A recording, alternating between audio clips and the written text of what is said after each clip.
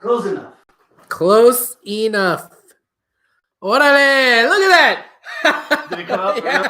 Oh, shit. Wait, was that live? Yeah. I hope that was all buffering. Well, we're gonna learn today. Oh, shit. We're gonna learn today. Shit, Wait, is the mic working? Yeah. Yeah, it's like. All right. Good. God damn it. Yeah. All right. Good. God damn it. Yeah, it's working. All right. Here we go.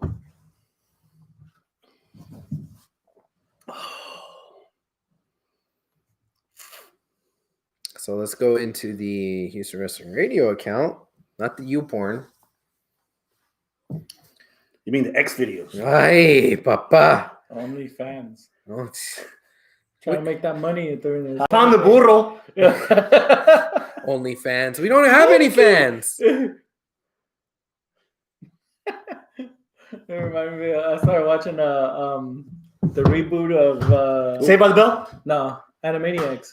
Oh, yeah, that was so good. Yeah, I finished it, man. That was awesome. You finished it I already? finished it. It was great. Yeah, had some pretty good jokes in there. Yeah. Yeah. Yeah, and fucking Pinky in the Brain. They didn't. Apparently, he created the internet. Yeah. Talking about well, how I'm gonna take over is become a popular meme or video, and people are gonna get hypnotized. So they put the video on YouTube, and Brain is staring at it, and then they get like one like, and he's like, he gets all fucking happy. He clicks on it, and it's fucking Pinky. The other one, like, and he turns around and it looks like he's like. That's us. I finished. Oh my God. I air out my dirty laundry in front of the whole world because we're seen around the world, you know. Mm-hmm. Yeah. Thanksgiving, that holiday, you know. Normally my dad's wife throws something at their house. She's got a shit ton of family, bro. Kids, grandkids, military, whole bunch of them just all over the place. I hope your family doesn't watch this show. I hope they do. It matters because they already know what I'm about to tell you. Oh, shit. I kind of felt bad. You're gonna see him in the chat. Damn it, Chris! I kind of felt a little bad for my dad because I hadn't seen him in like a couple of years, and they invited us to do the whole thing. The whole group chat. My dad, my sister, me, his wife, all her family, all of them. And I was like, nah, man, I don't think I'm going to do it. I'm going to just stay home. I'm going to quarantine. I'm going to just stay home all day. I've already got frozen pizza. I've got alcohol. I'm going to watch Mandalorian because I haven't touched Mandalorian. I'd subscribe to Disney Plus on Thanksgiving morning. Wow. Yes. And the wife is like, oh, I'm sorry. Are you quarantining? So that means you have it? And I was like, no, I don't have it. I just don't want to be around you. Because their living space is small, their little kitchen dining area is small. It's too cold to eat outside. Not everybody's going to eat outside. Everybody's still going to be fucking close to each other. It's a social distancing nightmare. It's horrible. I was like, nah, I'm not going. Woo, she was livid. Yeah. Yeah. And then my sister had to go one up me. The day before, all right, it's shared. She drops in the group chat. I was like, hey, so it turns out on Monday, my boss walked into work, and then at the end of the day, he tells us that he's positive. He's positive. So he got tested over the weekend. Wait, but he didn't, for what? COVID. Okay. Yeah. Okay. Want to make no sure. HIV. Wow. HIV. She gave it to me. I give it to y'all. Someone give me a towel. Not the first time you get it to the face. Goddamn. From this side too. So just to be on Hector. the safe side, they're not going either. So it wound up nobody wanted. I don't know. So the family from my dad's wife's side showed up, and just as you would expect it, white folk, military, no masks, no quarantining, no social distancing, all that pura mierda. I was like, oh, thank God I didn't go. and I dropped in the groups like, y'all better pray that my dad don't get COVID from none of y'all. And oh yeah, then my sister doubled down on that too. I was like, yes. When the twin powers activate, goddamn.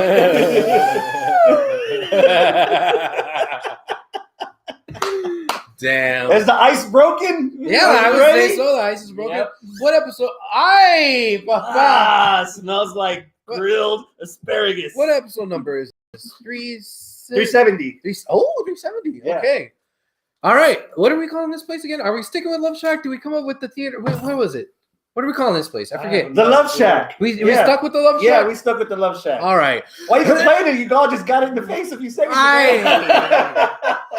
Live from the Love Shack in Houston, Texas. This is the 370th edition of Houston Wrestling Radio. This is Abel. This is Hector. This is Chris. No, y'all flip flop. How many times y'all pull this fucking stunt? You're Chris. You're Hector.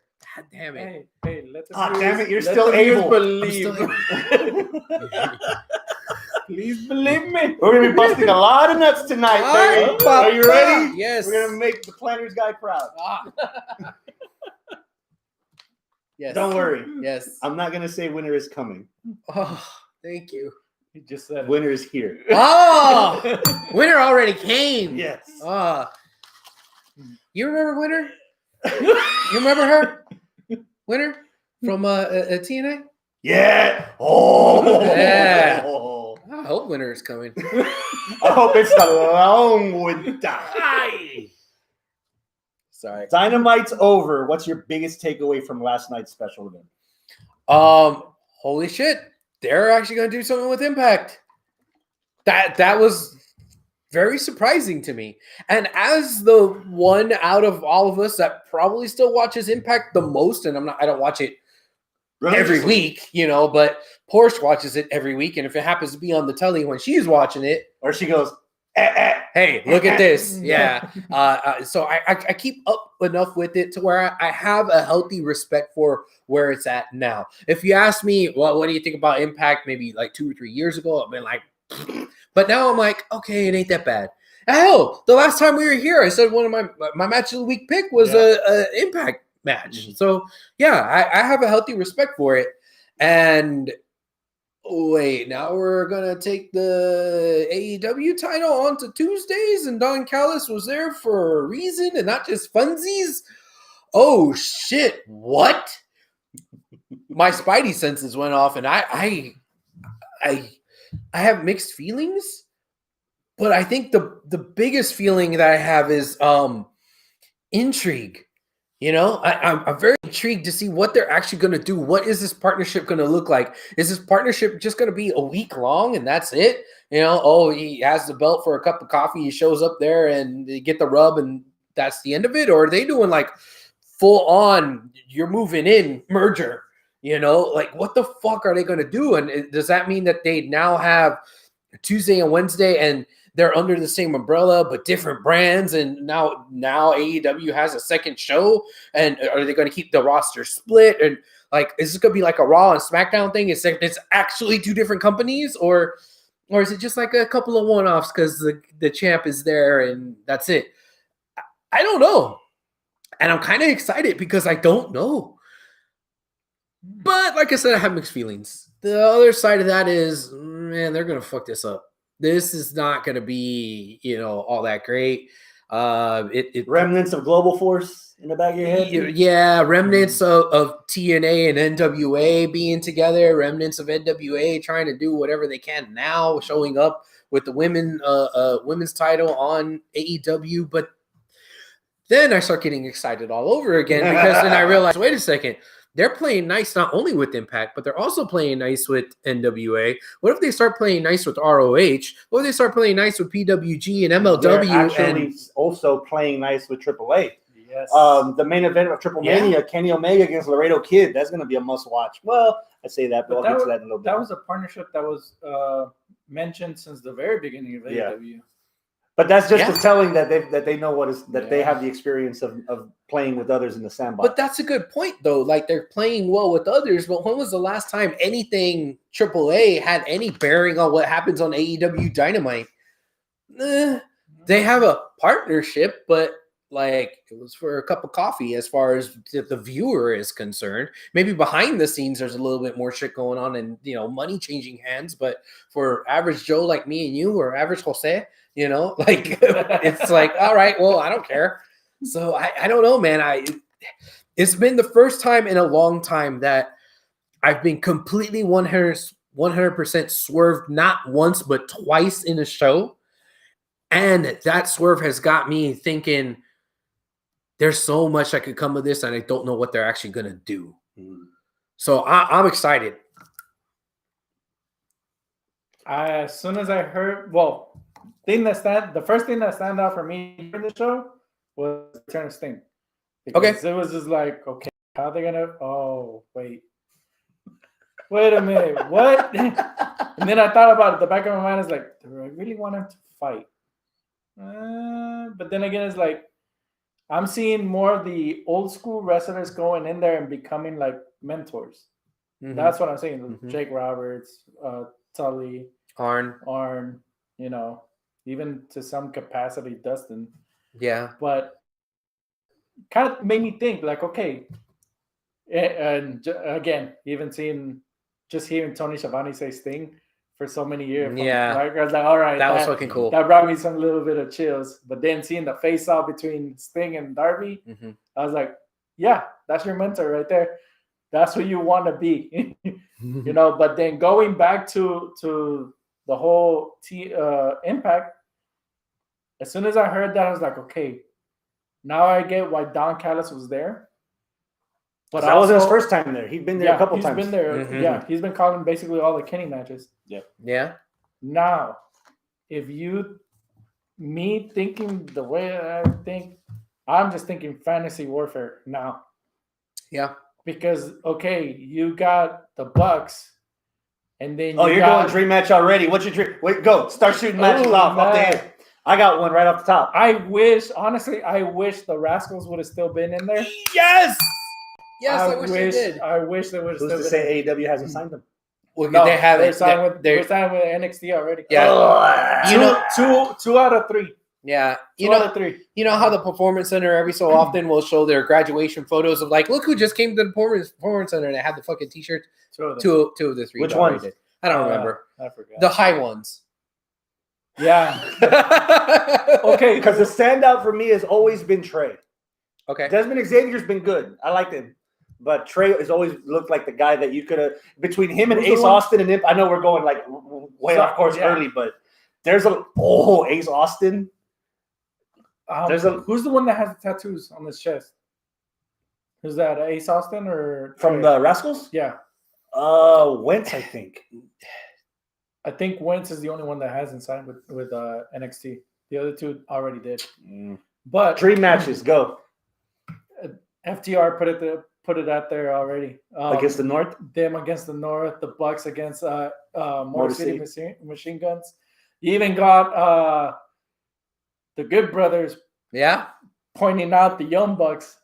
But at the time where they were both coming up, so you got Generation Me, and then you got and with Kenny back with them. There you go. Porsche says that Trey is the one, not with Trey. Good. I have a dream match that he didn't mention. So do I. Okay, go. Nyla versus Jordan Grace. Ooh, yeah. I didn't even look into the Knockouts women's division. Dude, we've been saying it for a long time that the AEW women's division is a little lackluster, right? But the Knockouts division has always been, pretty prominent within TNA or Impact, whatever you want to call it. And right now, Jordan Grace is the fucking shit. And being this, big powerhouse going up against Nyla, who's also supposed to be a big powerhouse. But, man, that screams immovable object versus irresistible force. And I'm not talking about Nia Jax. I'm talking about Nyla Rose. Yeah. Oh, man. Sammy Mox? No. You mean Callahan? No. Callahan versus Knox? Yeah, that's Mox. Cool. Nah. You can have a nice best of 5 series between the Cowboys, James Storm and Adam Page, and then team them up out of respect afterwards. Okay. Bring back beer money. Yeah. Or all beer. Yeah, all beer. No money. it sucks because now thinking about their money. My mind's spacing out because I'm sobering up. What's the name of the drink called where you drop the shot in the Jaeger bomb? No, there's something. It's car wreck or something. Car bomb? No. Damn it. That's what the team name is because Hangman's all about the whiskey now, and Storm's got his own beer. Yeah. So yeah. And can you imagine the pop now? Orange Hangman versus going- Swinger. What the fuck? Orange versus Swinger. Oh my god. Yes, I want to see that. Orange Cassidy versus Johnny Swinger. Fuck yes. I'm probably going to be in the minority when I say this, but I'm going to go ahead and throw it out. Wardlow against Moose. Oh yeah, no, I like see that. I like I that. can see that. Yeah. Mhm. Maybe build up to the next Stadium Stampede and its Impact against fucking AEW. And the hook is which team Sting joins. Ooh, Does he come out with the Joker paint or does he come out in the Icon paint? yeah. Another one, MJF versus All Ego Ethan Page. The promos between those two. Mm-hmm. The promos. Who's the current champion in Impact? The fact that you have to ask shows me. why they have to do this. Yeah. It's fucking Rich Swann, bro. Yeah, Rich Swann. Shit. Yeah. Rich Swann against Omega will be a fun little 10-minute death match. But you know, if they're gonna do this whole continuing story, somebody from AEW has to go and take away the Impact. So Possibly. you gotta see, okay, who do you want to see Rich Swann lose the title to? Mm-hmm. This is a tit for tat kind of thing. Yeah. Oh, shit. Who says someone from Impact loses a belt? Why is it not AEW? What if Jordan takes the women's title from Serena? Or no, you're mixing in a lot of streams there because I didn't even say Hikaru. You said Serena. Serena Deeb, NWA. So like, well, that was something that I kind of. Nick Aldo's already in there. Well, Throw him in there. and it's funny. I know we're bouncing like a pinball right now, y'all. It's easy and it's quick to jump to Sting mentoring Darby. Why not Sting? Beat COVID. Why not Sting mentoring Thunder Rosa? That'd be interesting. Have the Pink Crew. Yeah, no, that'd be cool. Because if you notice Sting's whole thing with Darby, he looked at him on one side and then he kind of raised his hand, rubbed the side that didn't have a paint, and kind of like went like that. And Darby stood up. You know, everyone else was like, "Oh shit, that's Sting," while still laid out. Everybody's mesmerized. Yeah, he's like, not to be all corny about it, but yeah, when Sting went face to face with Darby, like just realizing that you know, And I the commentary, like a little kid when Sting came out again. The commentary putting over, I bet he was a little stinger back in the day. Oh, yeah, that was cool. Yeah. Okay, so there's two other prongs of all this that I want to get to. One is we've been skirting around this a little bit. You were talking about crossing the streams. So can this instead be one challenger to the WWE? You know, it was WCW and then TNA, and that kind of flopped. ROH kind of had a shot, but then they never really did. Instead of it being AEW versus WWE, why not it be a coalition of different companies the alliance that actually work together, you know, to revolutionize the business, you know? Is that possible? Didn't we have this conversation last week about how I got tired of seeing Pentagon being the same Pentagon on 3 different shows, Hardy being the same Hardy on 3 different shows? Not that it's been talked about so far, but it wouldn't surprise me because Impact is airing on AXS, and that's because AXS owns Impact. Yeah. So hypothetically speaking, if I'm wearing my work clothes to the table tonight, Impact is always available for sale if somebody makes an offer good enough. So why doesn't AEW just? Well, Tony Khan is looking into adding second show, an actual second show. If you have Impact on Friday, AEW Dark apparently was 3 hours the last episode. 17 matches. 17 on Dark. But wasn't that the special they had on a Saturday or something like that? So, I don't know. It fucking lasted 5 days. It was on Wednesday. 17 matches. I like AEW. Might be my favorite brand right now. I'm still not watching fucking 17 matches. That's more matches than at WrestleMania. And they split that hole in 2 nights. Wrestle Kingdom split that hole in 2 nights. Yeah. Oh my God. That's too much, bro. Too much. You were ready to pull the trigger on Tony Khan, just straight up saying no. Moxley's not going to Japan because he has to quarantine. Bro, that's him protecting his business. If he were to tell you straight up Moxley's going, that would have given away the main event, and everybody would have been watching NXT. But they had already set the touchdown with Sting, and they already set then the 2-point with Omega and fucking Moxley. Yep. Makes me wonder who it was that jumped Moxley from behind the weeks before. Was it somebody from Impact or was it Kenta? Because he still has that briefcase. Oh. True. And now that Moxley's been written out, because apparently you get busted open by a cloth-covered microphone, he's going to be out for 19,000 V-triggers. That microphone did not have cloth on it. It didn't have cloth. Oh, when Catalyst got dropped, he took it off? Yeah, he took it off. It was metal. The 19,000 V-triggers. So he's out for like 8 years now. Right, so Moxley's got plenty of time to go to Japan, defend the title, get COVID, come back, spread COVID, kill the business. Young Buck style. One sweep. All right. The other prong that I wanted to explore is the stuff with Sting. And you know how I said earlier that it's been a while since I've been swerved twice in one night. I want to call out the fact that I wasn't expecting this at all. I don't think anyone else was expecting it. There wasn't rumors. There wasn't like scuttlebutt. Oh, Sting might show up, and there he finally is. Like this seemed like it came out of left fucking field, and there was a lot of people that were just 100% swerved. So I have to appreciate that. But the next part that I'm going to go into is you kind of mentioned this a little bit, Hector. I don't know if I want to see Sting wrestle again, because if Sting does wrestle again, this is the second fucking time I've seen somebody live in their retirement match who, it wasn't really their retirement match.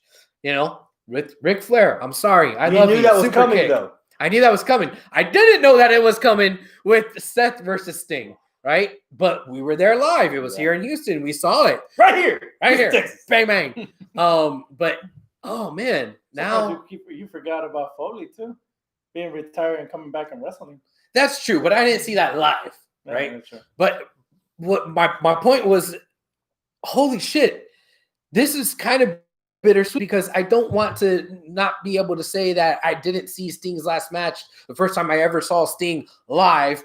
But then again, it's like, hey, guess what? Seth didn't ruin his career after all. And that was my rebuttal to you. Thank you. Ric Flair's match, his farewell, his retirement, quote unquote, match with Shawn Michaels might be probably one of the 10 best matches of the decade. Seth and Sting is nowhere fucking near that. Right. And not to say it as a negative towards Sting or in a negative light to either one of them, but I rank that as like Jeff Hardy main event showing up high, like one of those things that you never want to think about. If that was Jeff Hardy's last moment, you do not want to associate that. So the fact that that's not Sting's last moment, what we saw live, that could be a redemption for Sting, but also a redemption for Seth. Seth didn't fucking kill the legend Sting. Yeah, but he hurt Cena. He hurt Sting. He got Becky pregnant. But I'm the guy that always gets criticized, especially by Arnold saying Abel hates Houston because I don't like the way The Undertaker was booked in his later years. I don't hate Houston. I don't hate The Undertaker. I like Arnold? The Undertaker. He's not here. Hey. Hi, Papa. Hi. But I don't think that we needed to see The Undertaker for, I don't know, maybe like 6-7 years once him coming back for Saudi. He'll be back for Saudi next year. Coming back for another Saudi. Him retiring and then not retiring and then he retired again this at Survivor Series. Like, dude, it's too much. And I don't think that I want to see that for Sting either, especially if now he's another year older. You know, Couple after years older. a couple of years older now. 2017. 2017. It was in the before COVID times, so who knows? That Sting had that match with Seth. 2017, I think. I think so. Or 18? Yeah. I don't know. It was before It times. was 17. You know, I don't know if I want to see Sting wrestle some more because he's just that much older now. And I like Sting for what he was back in WCW and in TNA for some of it, but towards the end of his TNA run, you could tell, all right, he's slowing down. Went to WWE. All right, this is cool. We may get a dream match, but he's still slowing down. Now he's showing up in AEW. All right, cool. We could get a couple of dream matches, but he's even slower now. And I hate to be that guy that that people will say would be hypocritical because there's a lot of criticism for AEW and even for TNA back in the day of, oh, they just get the old guys and let the old guys have the spot when they're past their prime and they're over the hill. So did WWE. Yeah. They hoard back Goldberg. They hoard back Sting. And I didn't like any of that shit. I didn't like Goldberg. I didn't like Sting coming back. I didn't like any of these guys coming back and taking these spots. So I have to say, you know, what's red is red, and this is red for me too. I don't necessarily want to see Sting. Now, if it's like what you said, Hector, where he's in more of a role of teaching and putting over and giving people the rub and not necessarily going into the ring all the time, okay, cool. I'm down with that. Maybe a match here and there, 1 or 2 matches, but like he's definitely not like he's not going in there and beating the shit out of Kenny Omega, right? Like no. I know for one, I'm already seeing Sting versus Cody. My rebuttal to that is 2-pronged. Yes. Oh, we have a lot of prongs tonight. Number one, and I'm going back using last weekend as an example. Match of the week candidate. Well, Mike Tyson versus Roy Jones Jr. Oh, If you're doing an exhibition, you have Sting, Jake Roberts, Tully Blanchard, Arn Anderson. Arn Anderson, who for the last couple of weeks has been actually getting pretty physical in the ring. So is Tully. And if Sting's going to be in that mix, I wouldn't mind a 5 or 6 minute little tussle here just for them to get the rust off. Get the rust off. Number one. Number two, working in banking, I know math. I'm not Asian, but I still know math. There's 3 people in Team Taz, and there's Cody and Darby, and then Sting came to even out the odds. If you're going to bring somebody back, the probably safest way to do it is in a tag team match. Even with Undertaker's farewell, I would have bought Undertaker in a 5-on-5 Survivor Series. Tag him, give him a hot tag, maybe do a double count out or some kind of elimination. Again, Undertaker's been spewing for the last couple of years that he's old school, that he wanted to leave on his back putting somebody over. Did he? He AJ Styles a little over, but he did that for Roman Reigns. Yeah, but then he came back. So that didn't count. Yeah, so none of that counted. So and according to him, that was his worst match. Yeah. So and that's another part with Sting is like maybe Sting doesn't want his last moment inside the ring to be of him almost falling apart physically and maybe mentally. When it comes to Sting's health thing, he basically has the same thing Edge had. Mm-hmm.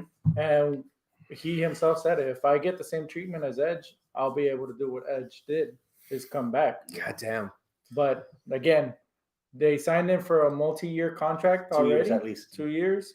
Yeah. So most definitely you're going to get a couple of matches out of him. They have to be able to handle this well. Yeah, if you have him going up against all the other old guys or in a tag team where all he gets is a hot tag and he doesn't have to take a bump, cool. But again, I don't want him in there and taking fucking Darby Allin to the limit. Not just taking that. Kenny Omega, or Cody Rhodes. Well, not just that. Any of these young guys, you know. It depends because when at the end of that segment, of course, me like everyone else was gushing over Sting and Darby face to face. But the first thing I noticed after I did my math was out of everyone on Team Taz, Ricky Starks is the most old schoolish wrestler that will actually take care of Sting for 3 or 4 minutes in the ring while he does his stuff, or while Sting, the legend, the old man, is the babyface in peril, where he gives somebody the hot tag, and Darby or fucking Cody shoot like a pinball and clear house. Yeah. So they're like, not to be like a big fanboy or anything, but Cody's another guy that's got that WWE style that can take care of somebody like Sting and not expose his flaws for somebody being in his 61. I think he's 61. How old was Flair when he finally hung it up? But when I think he was mid 50s because he still Sting's older than Flair when Flair was old. Yeah. But just remember, Flair was still doing Jay Lethal, Hulk Hogan, Sting, in Impact, and some other stuff. Fortune. Yeah, so he was still prevalent and still little things here and there. There's a couple of guys in that roster that can actually take care of Sting, but I'm not sure if I want to see a full blown. Oh, let's one more run, brother. You know? Yeah. So okay, so. Whew, that was a lot of Sting and AEW talk for an episode that's supposed to be covering NXT War Games. That's what we're here for? That's what we're here for. I asked on our Facebook page 2 questions, 2-parter. Do you want to see Sting wrestle one more match? And if so, against who? And apparently this was only a 1-part question because everybody wanted to. Robert Medlin, no. Since Undertaker's locked in a long-term WWE deal, there's not really anyone else for him to have a big match against. Elias Laredo, not really. The neck injury he had is serious. Not worth it for one more match. I'm really torn on this because I like he showed up, but kind of disappointed that AEW said they weren't going to do WWE things, and they keep using low-key same tactics WCW and WWE used to or currently do. Jeff Milheims, as long as he's building younger talent like Darby, I'm good. Just don't put any titles on him at this point in his career. But they have been thinking about doing a trios title, and there's a lot of trios teams out there. Yep, that's one thing. Also, again, Impact. I don't really know. Did they ever have trios titles there? No. They just brought back the girls' tag titles. Knockouts. Yeah, Knockouts tag title. There's a tournament going on right now, and Jazz is teaming with Jordan Grace. Jazz. I mean, we talk about Sting being old, but damn, that was Jazz is she's going. That was one thing that I saw a meme today about. She must be related to Truth.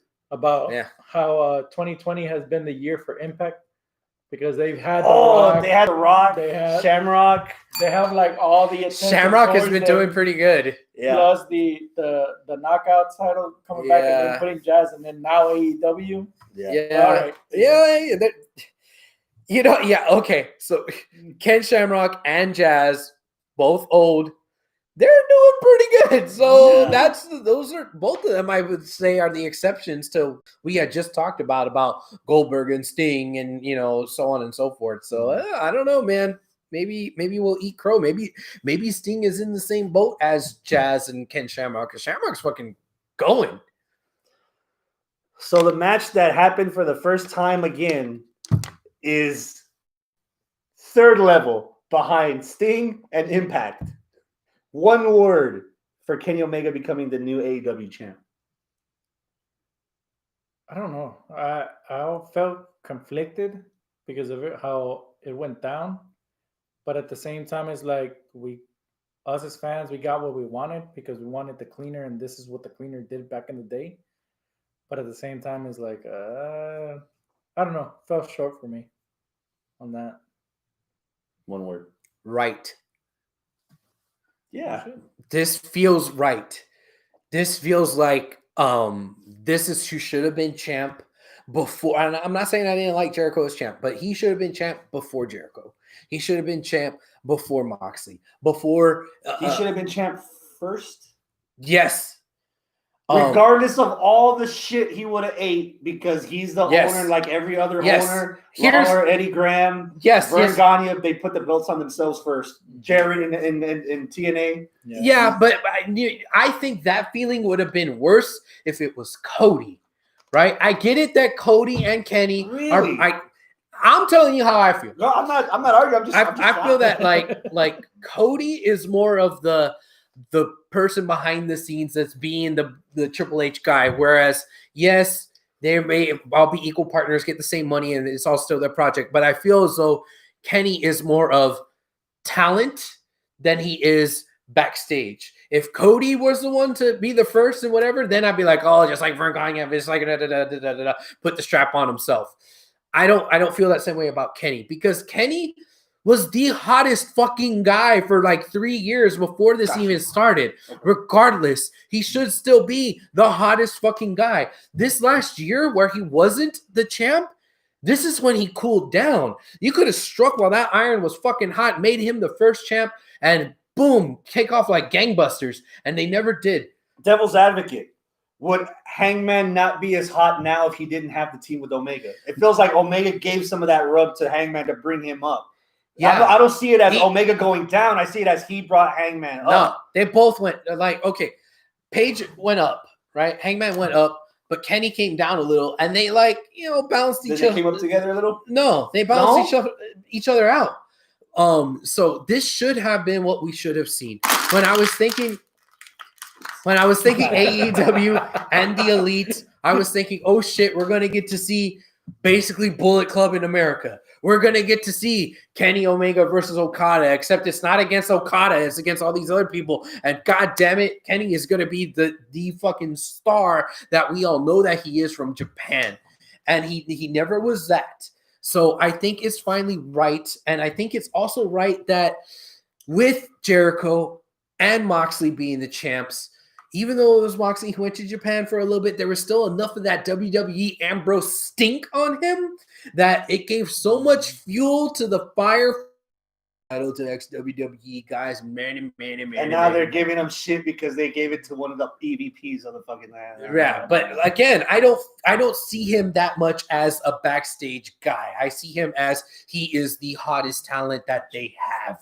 So, I understand your point. I see that. Yeah. Cody had never been the yeah. With the exception of his little run with Ring of Honor, he had never really been an actual heavyweight champion that was recognized by wrestling people. Mm-hmm. And AEW being at the stage that they are right now, if Cody was that number one, episode 1 of Dynamite, Cody came out with the AEW title, oh yeah, everybody would have shat on him. They might not have even been as successful. Sure. Daniel, what's up, Daniel? Thank you for joining us tonight. He says his one word is contrived. Ooh, explain that. Yeah. What's your one word? Bitch. God, I hate that I'm going to say this because it's on my match of the list, match of the week candidacy list. Oh, it's on my match of the week candidacy too. A bit disappointed. Disappointed. You know why it's not my pick? Why? Because the match ended and then it started again. They had built this story that Moxley needed to beat Omega. Moxley finally laid him out after he DDT'd him on the floor, threw him back in the ring. Oh, he hit him with that paradigm shift on the dime. That should have been it, bro. Nah, let me get outside the ring. Let me go grab a couple of chairs. Let me sit down while he wakes up, and we're going to just start slapping each other like we're in New Japan. Yeah. You know, I call bullshit in any company, and for me, that was bullshit. Okay. So to be honest, I haven't seen a lot of Omega's heel work in New Japan for me to say if I feel comfortable with Omega using the microphone to cheat to win. You know, they built up that this guy beat Okada twice in Japan on commentary, so I figured he would actually beat him, like capture Moxley doing a mistake, Moxley being too hardcore or trying to out wrestle Omega, something, you know. Yeah. Once the Callis thing happened and they ran off and dropped the bomb that he's going to show up on Impact, the scale started to bounce out a little bit. But when the incident happened that led to the pinfall, it was more negative than positive for me. I was not a fan of it. Okay, was not. Okay, that's fair. But it's a candidate for my match of the week. Yeah, I want to lean towards it actually being my pick. But again, we talk about like between the bells. Okay. Mm-hmm. Goddamn, all of those fucking counters and the teases and him trying to get him into the one-wing angel and he couldn't, but he was pulling out all the other signature moves and finishers. And same thing with Moxley pulling. Oh, fuck. Oh, that's the 3. Oh, shit. You know, I thoroughly enjoyed the up and down of that match. And I think it's the best match that I've seen Moxley in for maybe ever. Well, that's a wrestling match. Closest that we get to a wrestling match, right? And I didn't watch enough of the rest of Dynamite to compare that match to anything else. So if like everyone else had flippy dippies, blood thrown to the guardrail, then I would have been even more watered down. But I didn't watch anything other than that main event. I'm glad you brought that up. This is what Daniel Price said to defend himself. Oh, shit. Short version, it exposed the fact Moxley needs a gimmick match to perform well. Yeah. Oh, and it all led up to that and jumped into a promo for Impact. Didn't even wait to brag till day after the sex. Okay. He's comparing it to sex. But, Match of the week candidates. Good shit, pal. Give it to me. Shit. I think so far I only got one. What that just came to my mind, and that's the Japan match. Takahashi. Robbie Eagles. Yes. Ha! Yeah. Arigato. It was entertaining. Hi. Oh, yeah. It was entertaining. The way Takahashi was getting the crowd involved by doing the Aussie stuff with Robbie and the fans were oh, dude. Robbie. Yeah. Robbie. Robbie. Lopez. Oh, man. Dude, they had no business putting on what they put on. Dude. That was main evented that night of Super Juniors. That was good. That was really good. And the crowd was like almost 90% full. Like it almost looked completely packed. I'm envious. They're getting close to getting that full capacity. Yeah. Yeah. Oh God. Do you have another match? They broke out stuff I had never seen before. Mostly Robbie Eagles. Because I haven't seen a lot of his matches. I think I just saw him and Ospreay, that showdown they did in Australia, something like that. That's when he took him out of the Bullet Club. Yeah. But again, I haven't seen a lot from him because honestly I was already expecting Leo Rush to show up in New Japan, but they just teased them. Oh.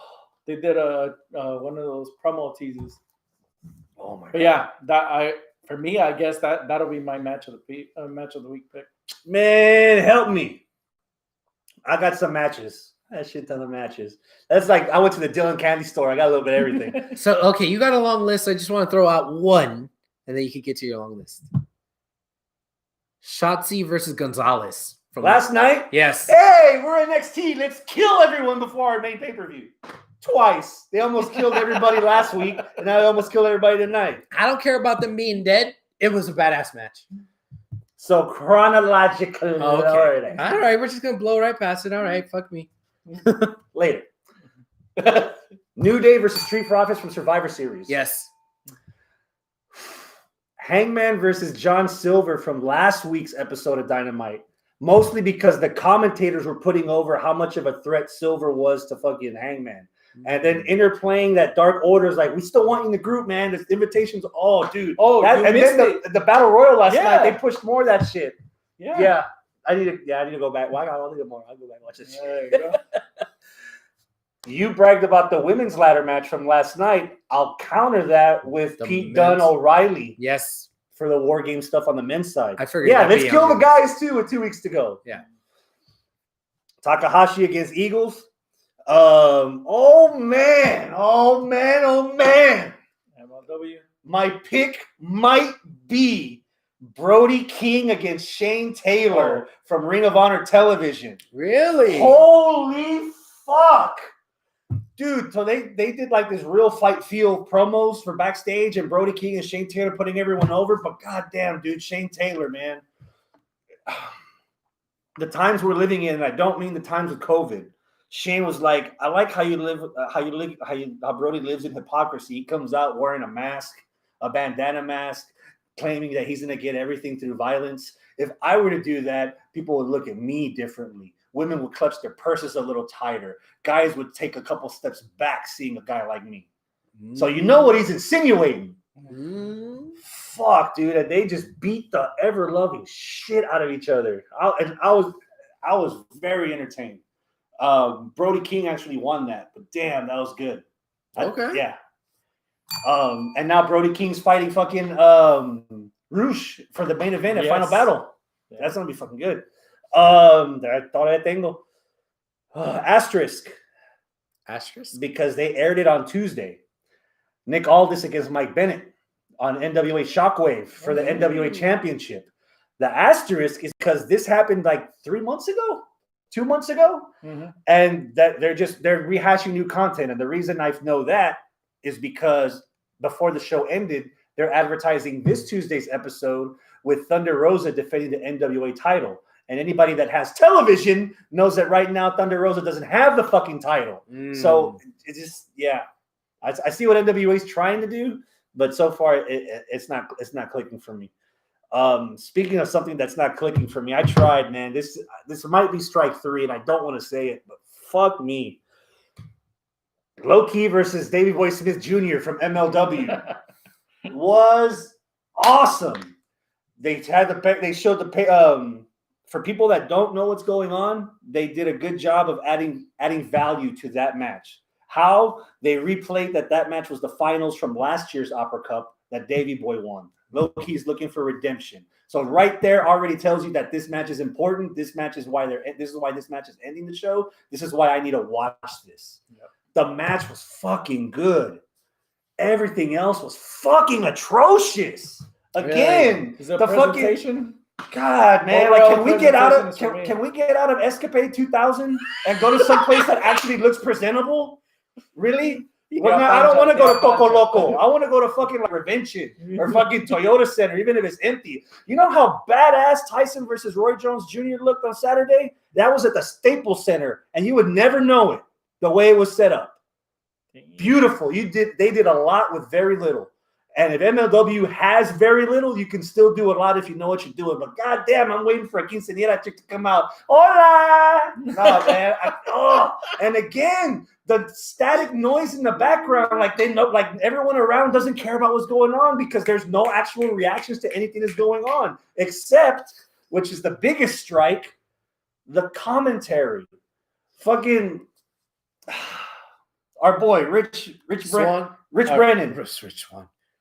Brennan, him and his partner, the new guy that they've got on these new episodes of together they're awesome. Rich Bocchini, Rich Brennan, whatever. I love that guy. But they have the same problem for anyone that hasn't really paid attention.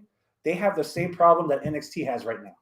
What's that? So since Beth Phoenix is like on remote location in space. Everything's like a second to a second and a half late. Like if there was an impact, boom. Oh my God, let's just see that hit. But it's more obvious when you're watching fucking MLW because Rich Bocchini does a real good job of like old school Vince McMahon accentuating like big hits when they happen. Yeah. But when they're delayed as fuck, it's hard to keep your attention. It's like you're watching it on the internet in a glitch. Or you're changing the channels back and forth to see that split second of porn because you couldn't afford the channels. That's what that MLW show. That's what MLW feels like. Like as a complete presentation, it's like the centers cook perfectly and the rest is fucking raw. And it's hard. And eventually you're gonna get sick from eating all that shit. Yeah. So God damn. So it's gonna take something big and it's oddly enough, I just say this. I'd say there has to be something big to keep me from it. Right now, the only thing that keeps me watching MLW is the presentation of Contra. Dude, Contra's fucking legit, man. And they introduced the right hand, the black hand, and it wasn't a match. It was a public execution.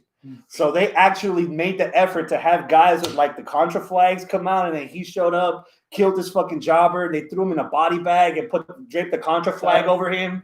Dude, wow. And that's the only reason why I keep watching because like the wrestling gods owe me this. This is what could have been if America was less land of the free, home of the offended, and more land of the free, home of the brave, and WWE had the fucking balls to go all out with Muhammad Hassan. This is what what Contra is now is what that little like the nucleus of Muhammad Hassan could have been, and the wrestling gods owe that shit to me. I forgot, and that's why I still watch because of that. Yeah, because if I remember right, the previous episodes that I would see of MLW, whenever I would catch them, there were two main factions. There's MLW, which is the corporate office, and that's Conan and a lot of his people, versus Contra, and Contra throughout the whole I think year they've been trying to invade.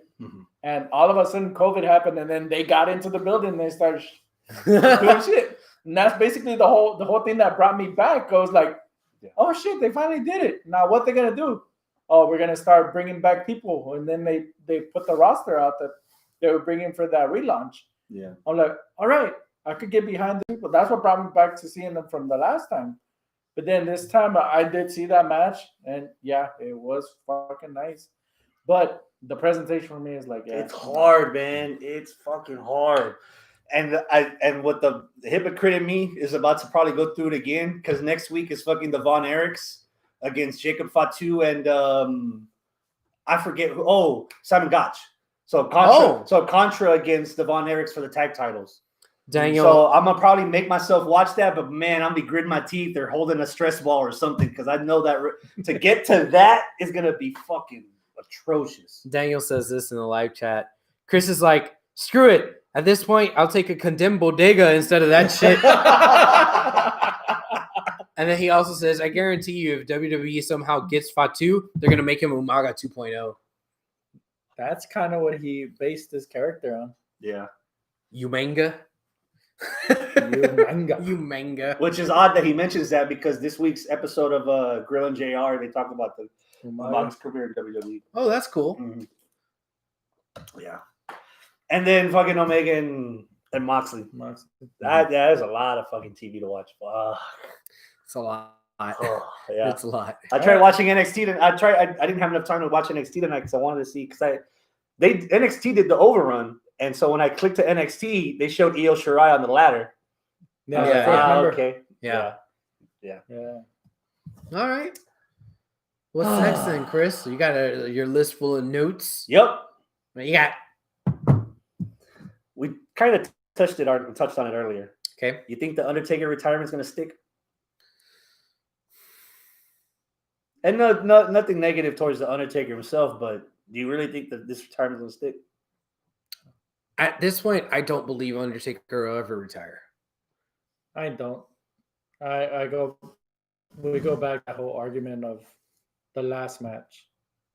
Like, if he's gonna rank himself for the last match, yeah, you technically his last match was what, the Boneyard match, which was pretty good, but it was a whole different perspective of being in the ring and all the other stuff. And just like he says, I'm old school. I'm pretty sure he wanted to end his career inside of a ring. So I still think, in front of nobody. As much as it pains me, yeah, still in the ring. But I do, as soon as they get fans, he's gonna have that one last match. I already see it. Do you blame him?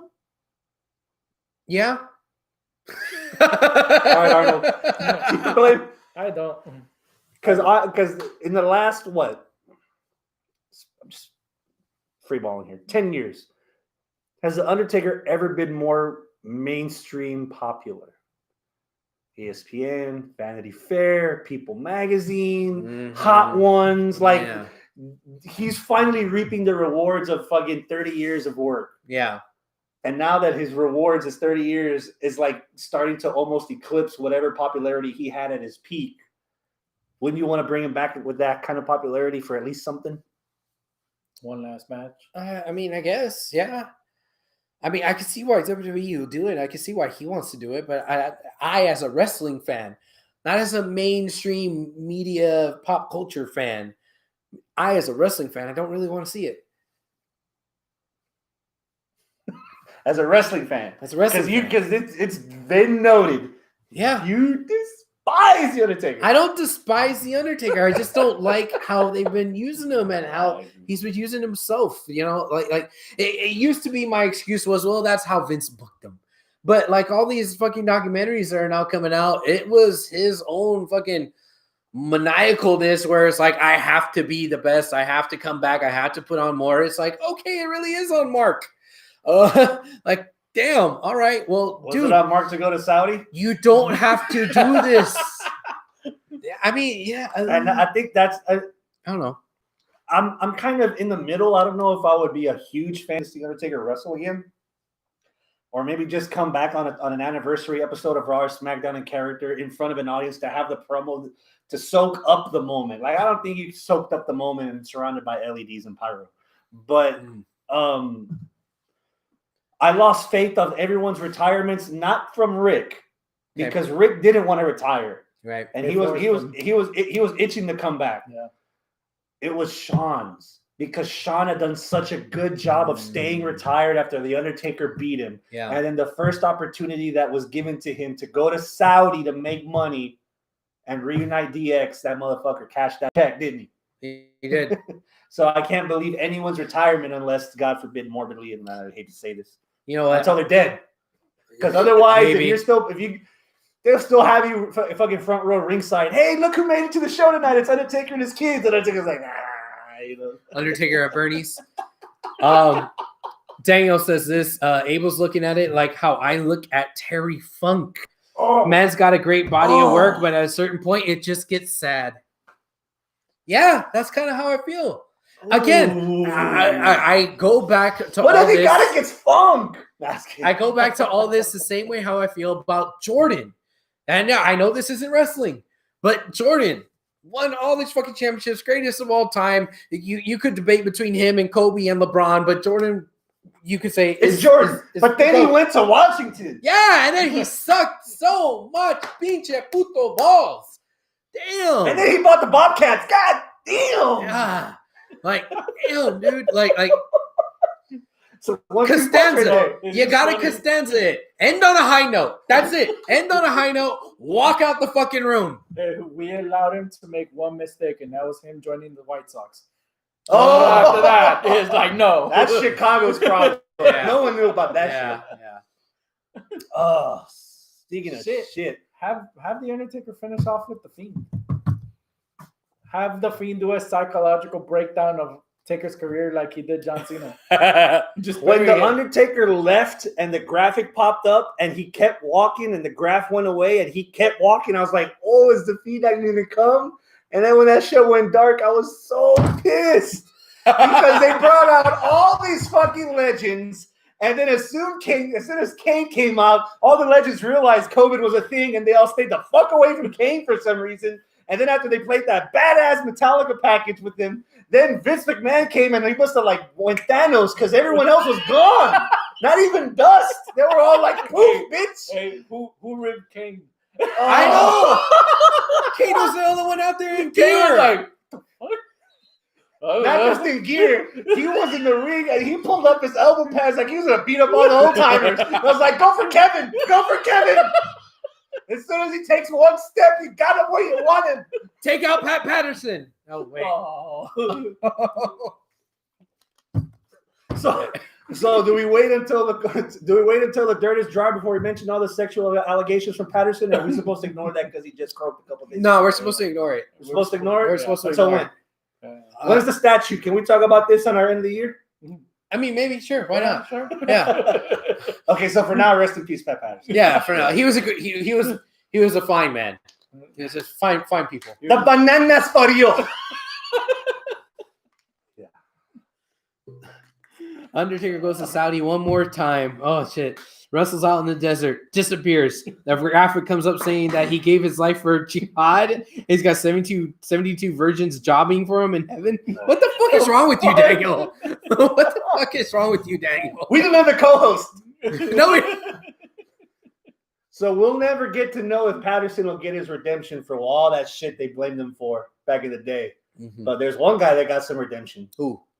Alberto El Patron. Oh yeah, I forgot The about this. fucking chick went on social media and said all the things were a lie.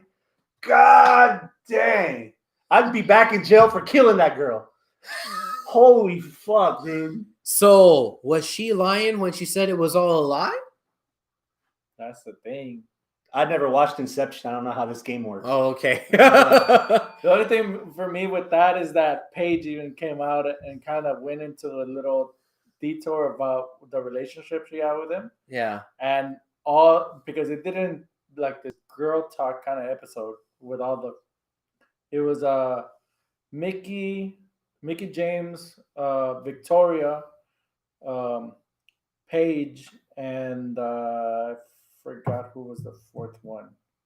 Molly Holly. And they all talked about they went into a little bit of abusive relationships, and she went into somewhat of a detail of what happened. So I was like, Which she you mentioned? Paige with the whole thing with Alberto. With Del Rio, okay. Yeah, I'm like, okay. So for me, it's like, all right. If anything, Patron might go after her for what's it called? Defamation. Yes. How do I know that word? Defamation. I'm gonna open up all the libel laws. So no, just kidding. It's slander if it's spoken. Print, it's liable. I watched Spider-Man. Don't get you, Spider-Man! Shotzi, Io, Rhea, Ember Moon against Dakota Kai, Candice, Raquel Toni Gonzalez, and Toni Storm. Yeah. War Games, anticipation level. 8. Because I want to see, I really want to see Ripley and Gonzalez just throw everybody inside the cages. No, yeah, that's gonna be. Ooh. Start with those two. Just give them 5 minutes alone between both of those Yeah. cages. Yes. But overall, great talent there. It was like, come on. Yeah. Give me a number. I would have been at a 6 Oh, Lord. until the backstage package where Shotzi's working on the shop, and then he got Ember, and then it's like pulled up the curtain. I thought he meant the backstage package, like watching Toni Storm in jeans. Right. It's like, that's a backstage package. Yeah, and they're like, oh wow, yeah, let's put this in the thing, and like all three of them, they kind of had the same aesthetic going, and it was kind of cool, and it was like, okay, maybe now I'm not at a 6, maybe I'm at like a 7. And then the match itself at the end of the night between Gonzalez and Shotzi, fought. They beat the shit out of each other. That match was great. Maybe now I'm at a 7.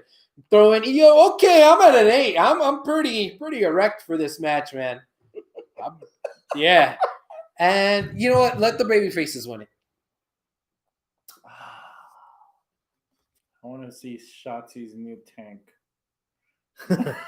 Yeah. You're at a 10? Oh, shit. 10. One thing that you guys might not have noticed. Mm-hmm. I don't think I recall watching the War Games match in WCW where it was 3 teams of 3 and whoever got the pinfall got a fucking title shot. It was weird, stupid rules. Yeah. But if y'all correct me if I'm wrong, in War Games history, the baby faces have never had the advantage. The heels have always had the advantage. Yeah. After last year, where one of the face teams turned on the other face team and it was 4-on-2, the fact that we have that little wrinkle that the faces are in control, there's something's going to happen. Yeah. That they're not going to have that control. So, and we've already seen Tony turn to the dark side. So I don't know what so I'm like, the fact that there's a lot of new ingredients to this and that they're girls. I love that they're actually, God, this is the second year in a row where the women could have done enough, that the women have built up well enough that they could have main evented to pay-per-view, but the guys' shit's just as good, if not better, depending who you ask. Yeah, I'm at a 10 for this match. It's not 4 versus 4. It's 4 versus 4.5. Tank? The one with the broken neck. Indy Hartwell? Yeah. I mean, she's going to stick her nose in there somewhere. She's going to stick her broken neck in there somewhere. Why don't you bring somebody else's broken? Shining Wizard.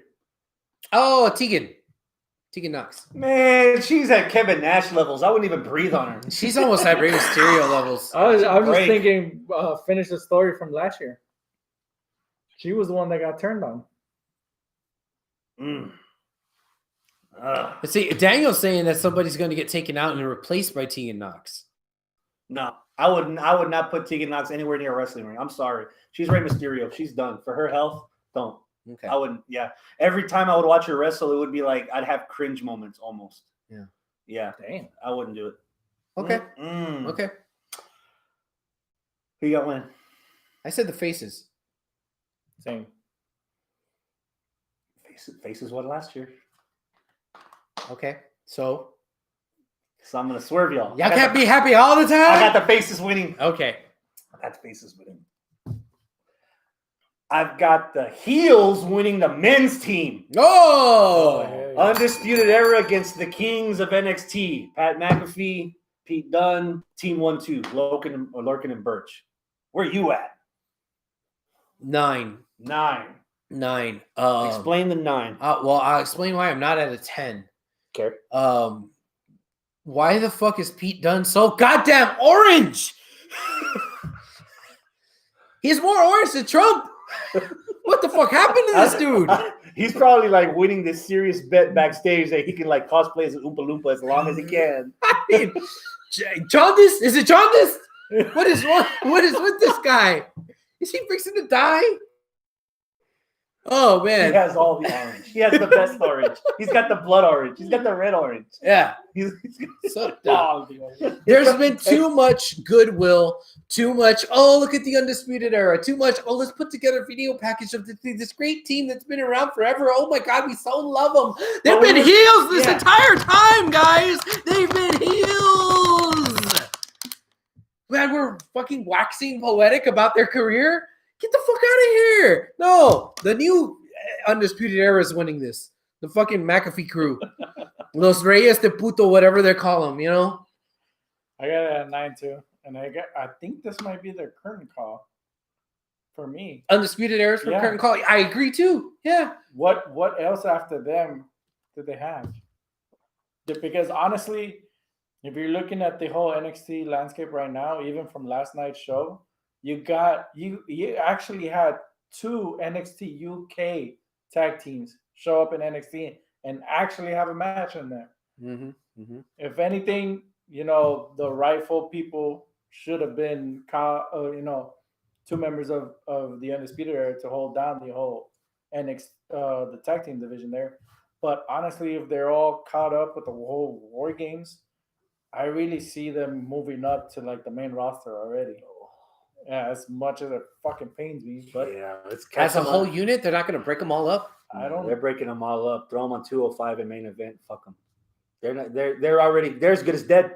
I have no confidence at all that anyone from here on out from NXT that shows up on the main roster is going to be treated to a point that we're going to continue to want to watch them. Keith, no. So he beats Randy Orton in his debut pay-per-view match in 7 minutes. Mm-hmm. 7 minutes. He has a WWE Championship match on Raw 3 weeks later against Drew McIntyre. What has he done since? Rewind from last week's episode. We're going to put Undisputed Era on the main roster. And do what? You brought back serial woman hater Lars Sullivan for a cup of coffee, and now you don't have nothing for him. True. So why? Like they're stuck in this weird position because right now, and I don't want to say this negatively, I still watch NXT, not as religious as I used to. The people that are there feel like they should move on, but they won't be moving on to greener pastures. Like, not in a negative way. I'm kind of tired of Ciampa. I'm kind of tired of Gargano. I'm kind of tired of Finn. As much as I love the Undisputed Era, you mentioned it. What is there left for them to do? Are we going to maybe like divide them because Kylo's starting to get a lot of the respect or a lot of the shine and Adam Cole isn't? But what are you going to do with Undisputed Era after this? What's next for them? But do you want to see them on Raw? 4 guys that aren't even 6 feet tall? Against who? You want Braun Strowman to kill them all? Well, if you want Big Show to sit on them all? If they all sit on each other's shoulders, a superhuman, Megazord, wear a fucking trench coat. They all do their little Power Rangers things and they combine into one fucking Voltron. Pterodactyl. Yeah. Out of all of them, you picked that one.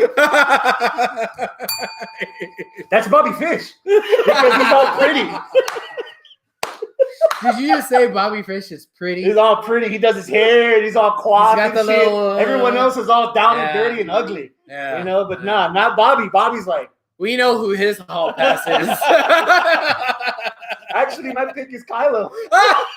Because I want to feel it. I want to dislocate some bones. And I know Kylo can do it. You want him to strum you like an air guitar.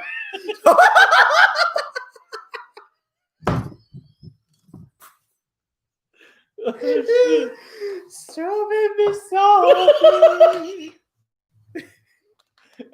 Strum me softly, brother. Oh, wow. Porsche says UE versus Hurt Business could happen. Fuck COVID. You know what we should have had at War Games? What? The fucking rematch. Undisputed Era against fucking Imperium. Oh. Yeah. With all four of them, Wolf could have lasted 6 minutes and then hurt himself again in a War Games match. Or hurt himself again. Goddamn. I'm at a 10 for this guy's match too. To all that shit I just gave, I'm still at a 10 because it's Undisputed Era. And McAfee is legit. As much as I like Pete Dunne's resume in WWE so far, it's weird that I'm saying this, but McAfee's bringing everyone in his team up. Yes. Every fucking one in his team up. I will join you with that 10. I'll be at a 9.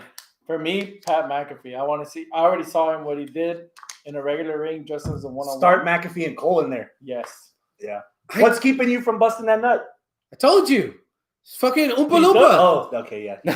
The only thing that weirds me out from him is like I got so used to seeing a beer gut or something on him. Yeah. And then when I see him on buff, I'm like, what the fuck happened?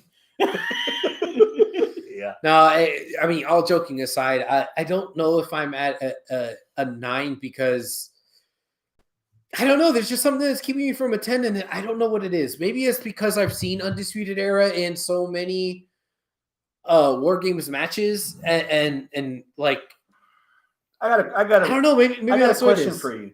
Yeah. Is Undisputed Era, the team itself, a gimmick that needs the audience reaction that might be keeping you from going full over? No, I think it's just an uncertainty about and do what with the Undisputed Era. You know, I think that's Put where that I'm on my at. tombstone. Yeah, I know, right? He's dead. Yeah. Like I like the Undisputed Era. I like the other team. I fucking love McAfee, and you're right. McAfee is elevating all the others. The others, they can fucking go and wrestle in the ring. McAfee is the dude that they needed to be the mouthpiece, and I think he's the best mouthpiece that NXT maybe has ever had. Ever had. Ever. Wow. Like I think if you get him and MJF in a fucking duel, holy shit. If you get him and maybe The Rock in a fucking duel, goddamn. Wake up! You're sleeping behind the wheel. Goddamn. Like, McAfee's really good on the mic. So I have to respect McAfee because he had they aired a promo clip McAfee on his show, and he's like, I hated the opportunity of being called an outsider because of so many people that came before me from the from the world of sports. And I feel like with Adam Cole, I dropped the mic so that I set the bar for everyone else. And he alluded to Shaq, not saying it by name, but alluding that I want to see somebody else from outside of pro wrestling try to beat what I did. What happened with Shaq? That's still marinating. That's still marinating. You're Are good. you sure? They only have 4 pay-per-views a year, bro. You're good. Okay. All right. If there's some kind of normalcy and everybody shoots up this fucking vaccine, Double or Nothing in Vegas is happening in Memorial Day in 2021, and that's when you get Shaq. Oh, okay. At the MGM Grand in front of an audience and with a pay-per-view. Okay. Yeah. But coming back to Undisputed Era and McAfee, they're at the point right now that McAfee's team needs to win. Undisputed Era can go on with a loss. They do. Yeah. They go on with a loss.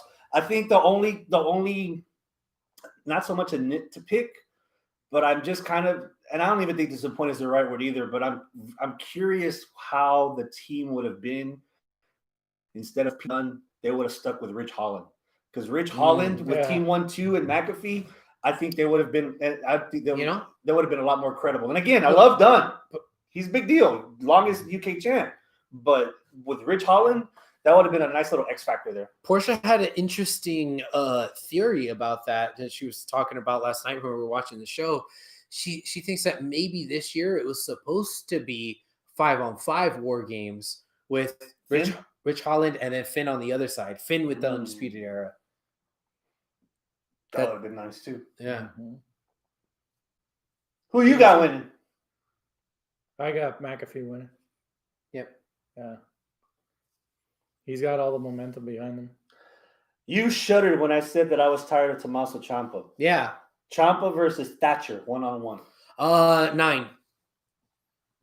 9. You surprised him. Yeah, 9. Yeah. What's keeping you from the 10? The missing tooth on Thatcher. You're nitpicking like the accolades now. I know. No, You got something against people with missing teeth? yeah, I guess so.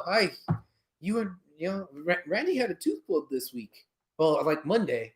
Yeah. No, it was last week. It was like Friday. Something like that. She had a So tooth now pulled. you got something against Andy? I guess so.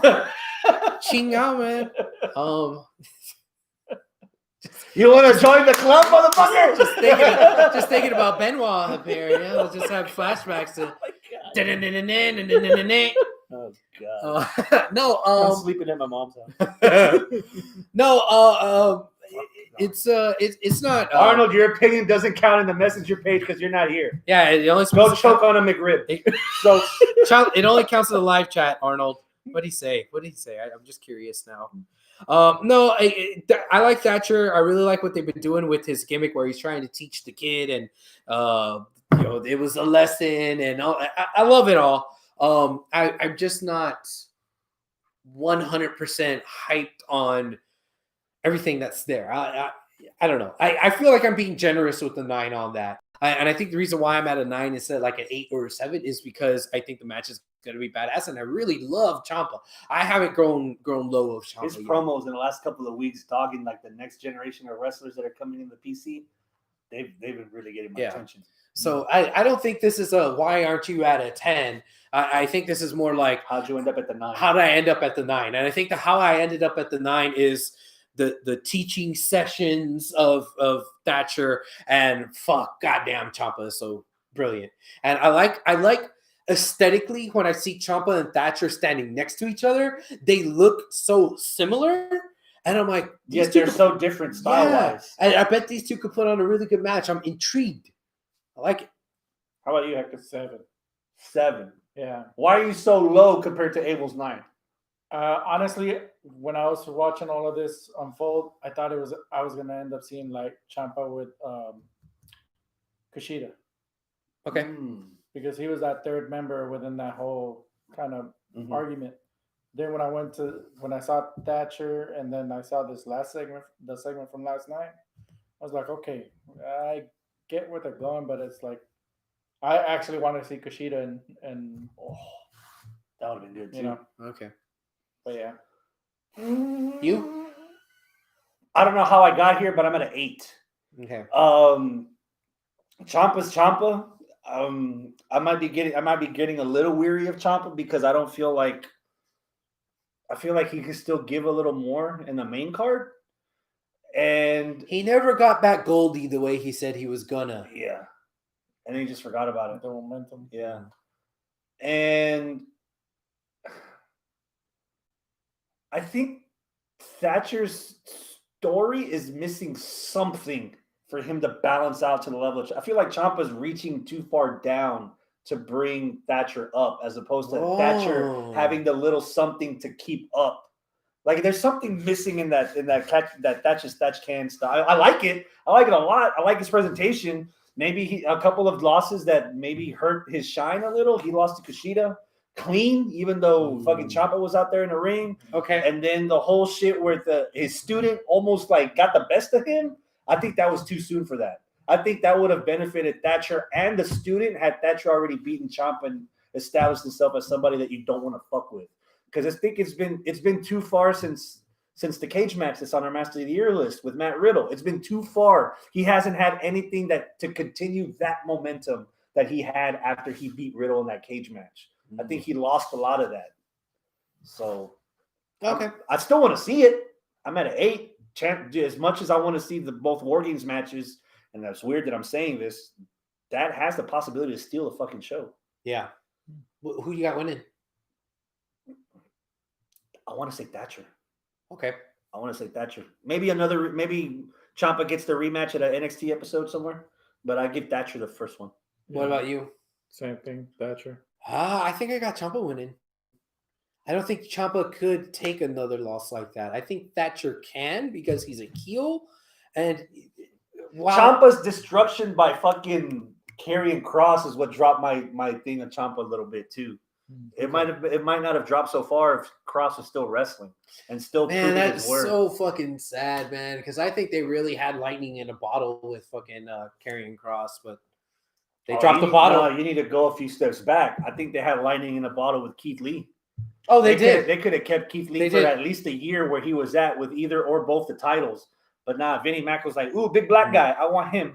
Let me do nothing. And he's doing nothing. Daniel says Thatcher loses and challenges Ciampa to a match in the pit fight. I want to see that. All right. That would catch my attention. Yeah. One more. Loomis against Cameron Grimes. Strap match. Hector. Give me a number. I got it at an 8. All right. For me, I just see it as entertaining. Freaking to the moon. It's great. Kind of like 2 different characters, kind of thing. And it's a good combination for them, especially with the introduction of the strap match and the way. Who was it? Loomis brought it in. Yeah, he had it in a sack, and he just like emptied it out, and Cameron's like, and then yesterday's episode, Grimes brought it out. Yeah. So it was funny because he beat I forgot his name, put the strap on him and started whipping him, and as soon as he turned around and he started doing cutting like a promo, he turned around and Loomis was attached to it.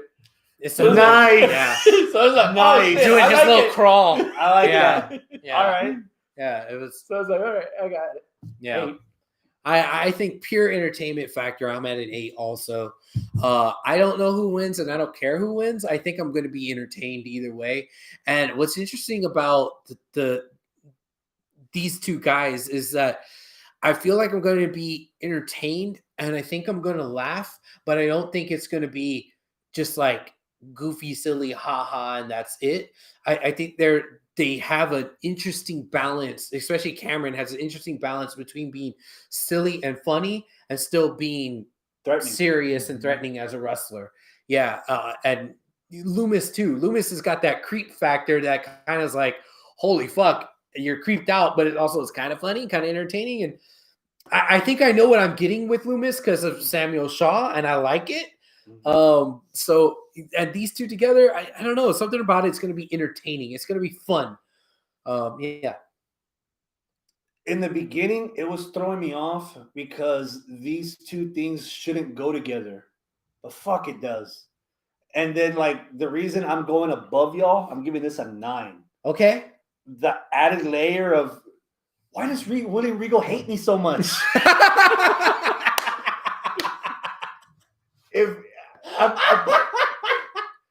You got at some point there's heels that didn't choose to be heels. They're just put in that position, and after a while they redeem themselves enough that you feel for them.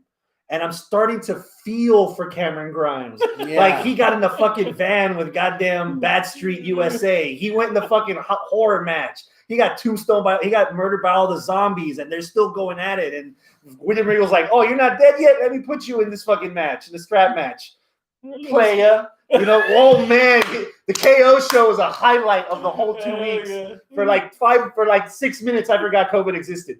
But the fact that like Grimes, like you almost start to feel for him. There's 2 ways I see it going. Either because Grimes is crazy, he wants to go to the moon. Either they're crazy, like his crazy matches, he's crazy and they become crazy together, or Grimes gets driven nuts to the point that he actually starts attacking Regal because Regal's the one that put him in there.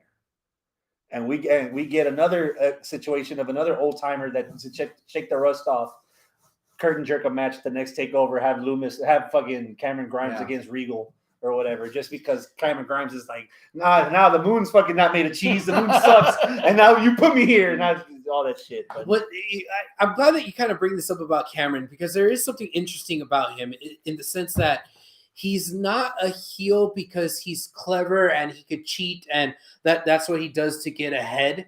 He's a heel because he cheats because he's faking it till he makes it, and he doesn't think that he's that good and he's not that great of a wrestler, and like he does things kind of sneakily, but he's not very adept at it. So if you have like a sliding scale, right, of like heel who's really good at being heel, and you have like you go babyface because you're Eddie Guerrero and you're so good at being a heel that it's like, oh fuck, he's awesome at cheating. And then you have the sliding scale where you're not that good at cheating, but you're not that good at anything else. So you're just a heel just because you're a heel. Eventually, you're going to become a babyface because people feel sorry for you. And they realize this guy's a heel not because he's evil. He's heel because he's an idiot. And he's adorable at being an idiot. Yeah. And like in the middle, you have The Miz. Right, The Miz is like a heel just because he's a heel, because he's both. Because you look at him and you want to hit him. You want to hit him, right? But bang his wife, and then hit him again. Yes, but Cameron's on this side where we're starting to realize he's moving away from Miz territory. He's going into more of the. I don't want to say this guy's phony. a fucking buffoon. That's why he's a heel. That's why he has to cheat because he's not that good. Like Foley almost. Foley, because during that time. He was the sucker for Vince, and Vince gave him the hardcore title, and Foley's like, oh, I'm in a part of the corporation. I have the tie, and nobody fucking likes me. Yeah. And they give me a belt that's fucking half broken. Yeah. And then 3 months later, he's the fucking champion. Yeah. Because you feel for him being in these situations that he did. Yeah, I'm getting that with Grimy. Yeah. Yeah. Are you getting the same thing? Are you going on a field trip with Leon Ruff's story? Yes. God damn it, I love Leon Ruff. Defend yourself. He is the antithesis of Cameron Grimes right now.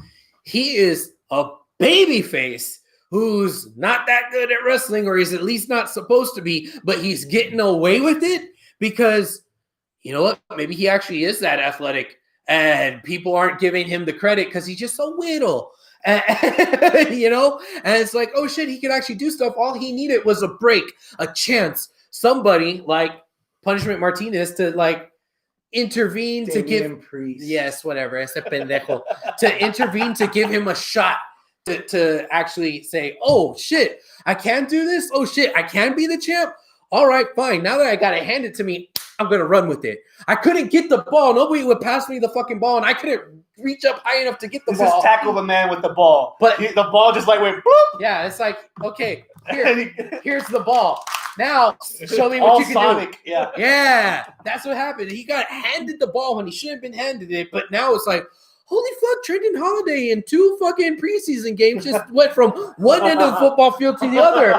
That's amazing. But you know what? The Texans didn't fucking sign him. He went to, what was it, the fucking Broncos, and did it again in the regular season. And then the only guy we we're keeping got 6 games for PED. Yeah. Pendejo.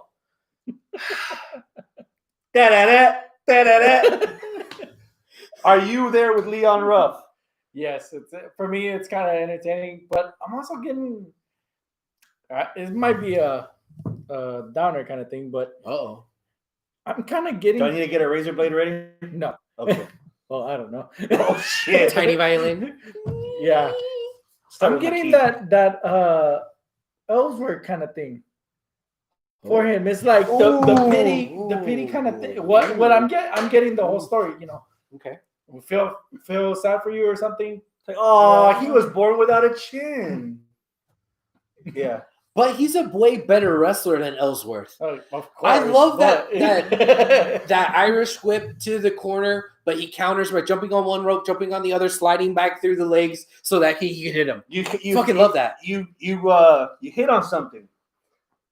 Ellsworth, damn, that's cold, bro. That's what Daniel says. I think he hit on something because there's a reason why it's falling a little flat for me. Okay, why? It's too much. And here's what I mean. It'd be cool if you've only got that one guy giving you the funny ha-has. But right now, we have Cameron Grimes, Leon Ruff, and Drake Maverick. Mm-hmm. So there's 3 guys playing that same role in different shows. Well, because Drake's in the team, and then Cameron's with the boss, and Leon Ruff's like playing with the big kids. but it's 3 different sides of the same room. It's like I'm already seeing this character, and there's this character trope is in half of the segments of the show, because one segment it's the girls, the next is one comedy, the next is the guys, and that's another comedy, then it's another girls, then it's another comedy, then it's the main event. So it feels like they can't stand out because the 3 of them are there at the same fucking time. If you like downplay one of them, like every other week one or 1 week the other, and then or 2 at one time and give one a break, then maybe the things would be landing better. That's just me though. I still like it, but I don't love it. I love Cameron. It's I love Drake Maverick. Leon Ruff, he's nice. Chris. Wrong. Whenever you go to when you go to a comedy show, it's not just one comic that gets up there and fucking does a performance. You got like sometimes 2, sometimes 3, hell, even sometimes 4 comics that go up in front. Wow. Okay, so you can have. Did I miss something? More than one funny. Is like Raw or SmackDown or NXT on Comedy Central? No, is it? But so I don't want to make sure. It's 3 fucking hours. NXT's 2 hours. Well, okay, let's see. It was better at 1 hour. Yeah, that's true. All right. Ruff, Priest, Gargano, triple threat, North American title. Give me a number. 6. All that we were talking about. You just jacked off Leon Ruff for like 5 minutes. You're giving it a 6? I sure did. I'll tell you who I didn't jack off. Beat your Damian Priest. Oh! You mean Punishment Martinez? Yeah. Ese pendejo. So the one thing about this whole angle, the one thing about this whole angle is that what I don't like is how Damian Priest is like, yeah, this guy's cool. He's my little buddy. He's this and that. He's the catalyst for keeping the belt on Leon. Yeah, and I don't feel like there's enough tension to warrant there to be a triple threat between those two. And if Damian Priest does throw it out the window and starts fighting with Leon Ruff, then it doesn't make sense of what's been happening the last 3 or 4 weeks. If he just kind of says, okay, well, I'm just going to fight this guy and let Leon do his own thing, then that's going to like make the North American champ look worse. You know? But you're looking at the wrong side of the coin, because Damian does nothing to do with the triple threat match. Leon, being hubris, was like, you know what? I might be able to beat both y'all motherfuckers. So it's on your boy. Not on Priest. And Gargano's just like, And unlike Ciampa, I may agree with you a little bit that I'm growing a little low of the Gargano way and the Gargano heel turn and the everything like that. I don't know. I mean, maybe it's because I'm from Houston, and anything that even has a sniff of fucking Patriots, beat you the Gargano way. I didn't see what you're doing, the Patriot way. Fuck you. So yeah, just a little whiff of that. I'm already like, okay, Yahweh. Oh, we are in a red state. Yeah, well, where are you? So I don't know. 7 for me. Okay, I got entertaining, but I even got Leon retaining, just because of the shenanigans. You know what? I don't know if I'm ready to give it a number, but I do have Leon retaining. And you know what can make me love Leon like I love Drake and how I love fucking Cameron? Yeah, is if they push on the reality a little more. Because if you guys don't know this, and you people at home don't know this, he's engaged to a female referee that's in NXT. And if she's reffing the match, yeah.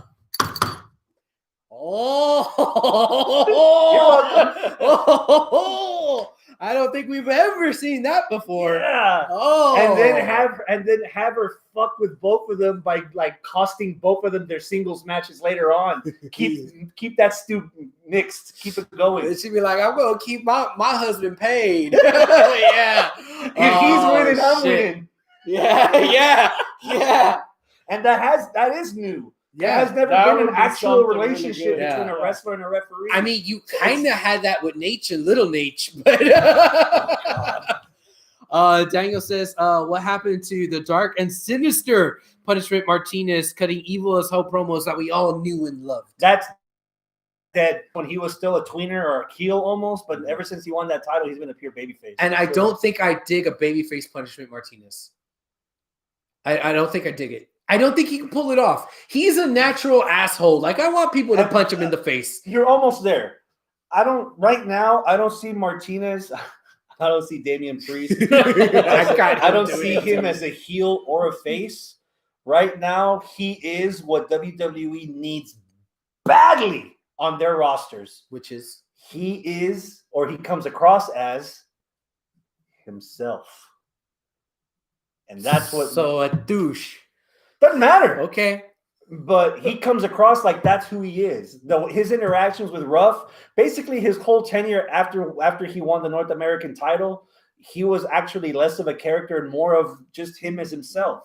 There, he comes across that way, like natural, and that's what I'm noticing right now. That's the other thing besides my almost love for Leon Ruff that's keeping me in this story, because I'm like done with Gargano completely.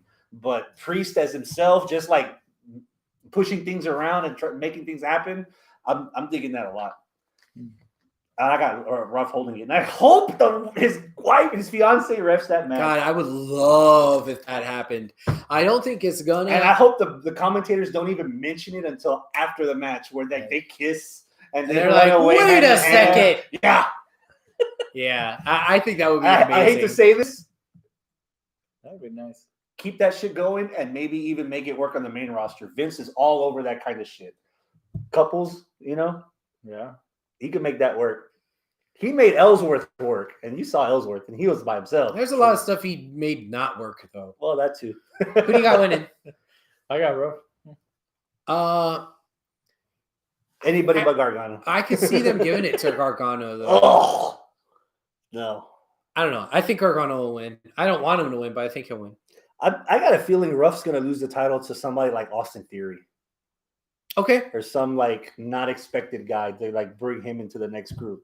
Like Theory, Gargano, and Priest. What's the other one? Ruff. The guy that won a match last night, and he cut a promo saying, "I take 3 steps back, about 1 step forward." Bronson Reed? No, little guy, pretty guy. He's gay. He's openly gay. Jake Atlas. Yes. Atlas. Yeah. Maybe I don't know how my brain triggered when you said that, but yeah, Jake Atlas. Yeah. Yeah. Okay. 5 matches. Again, quality over quantity. Mm-hmm. Where are you at for the whole show? 8.5. 8. About 8. Yeah. Seeing I haven't watched a lot of NXT television, the card on paper itself is still looking good. For Yeah. me. Mm-hmm. I think that kind of intrigues me more as a war game setting. Yeah. Yeah. I want to see McAfee just jump around and get the Yeah. shit beat out of. Yes. It's going to be really interesting to see whether or not they're going to use the War Games gimmick to hide McAfee's maybe greenness, if he's green. I mean, he had a great match with Adam Cole, but how much of that was Cole, right? In a War Games match, you can either completely shine by doing a bunch of crazy shit, or you could kind of blend into the background and accentuate your positives and hide your negatives. So I'm really or interested you to see. end up like Alexander Wolf. Yeah, and just getting fucked up. Like, honestly, how many times has the NXT Championship been defended in a War Games takeover? Takeover? I don't think. This will be the 4th one. Is it? Yeah. Andrade beat Drew the first time. The second one, I think Adam Cole was champion and he was in the War Games match. The third one last year, I forgot because it was in Chicago. I think it was still Cole. It's still Cole? It was still Cole as champion, and that in was the War Games. That was Okay. Yeah, he was in there. Because surprisingly, no NXT Championship there. Mm-mm. Yeah, you're right. You're right. Well, the North American title. No, But like the main men's, title. main one, Oh, yeah. the main one. Yeah. even at that, the women's too. But You still gonna watch? that is true. It still doesn't make me enough to watch it Yeah. live. Always catch the reruns. Before we go, one more One more what? bit of news. Oh. Did any of you ever watch G4? Yes. Yes. Your favorite show from G4? Attack of the Show. I mean, what was the other one? Not Attack of the Show. The one that was X-Play. more X-Play. Yeah, that was good too. And I used to watch X-Play, Attack of the Show, and Cheat. Cheat. So there were 2 shows that I notoriously watched on G4. No, mostly because they played it a fucking lot. Cops. No, that was towards the end. Ninja Warrior. Oh, Japanese Ninja Warrior. Yeah. And the spin-off, The Incredible Bansuke. Or they did all that shit indoors. I take it back. There's other shows. Fucking Code Monkeys, the animated show, the video game programmers. Ryan Dunn from Jackass, and I think it was Olivia Munn. They had I forget the name of the title of the show, but they tried to reenact video games in real life. So like the first episode was Mario Kart, and they had triggered they had triggered the car, so where like if you got the inkling, there'd be ink sprayed on you. Like if you got the lightning bolt, the steering wheel would be electrified, and if you got the banana, like one of the wheels wouldn't work or it would turn you out.